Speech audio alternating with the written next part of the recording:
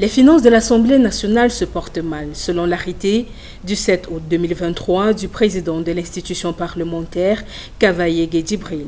La décision porte en effet création d'un comité ad hoc chargé de l'évaluation de la situation administrative et financière de la Chambre basse du Parlement.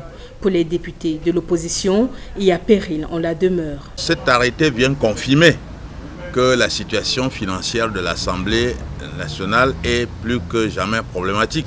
Au-delà des inquiétudes liées au financement, le profil des membres du comité suscite des interrogations et crée la polémique.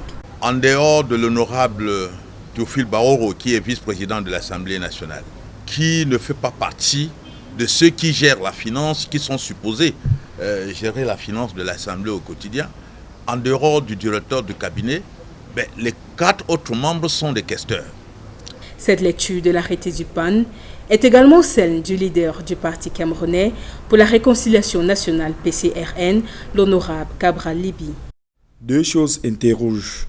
La commission comporte exactement tous les intervenants du circuit financier, dont ce par qui les dysfonctionnements qui servent de prétexte à la commission ad hoc sont en principe arrivés.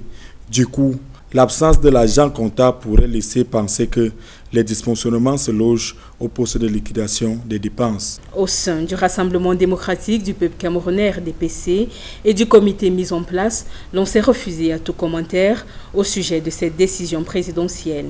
Pour rappel, ces dernières années, les batailles pour le contrôle des finances de l'institution parlementaire ont été observées à plusieurs niveaux.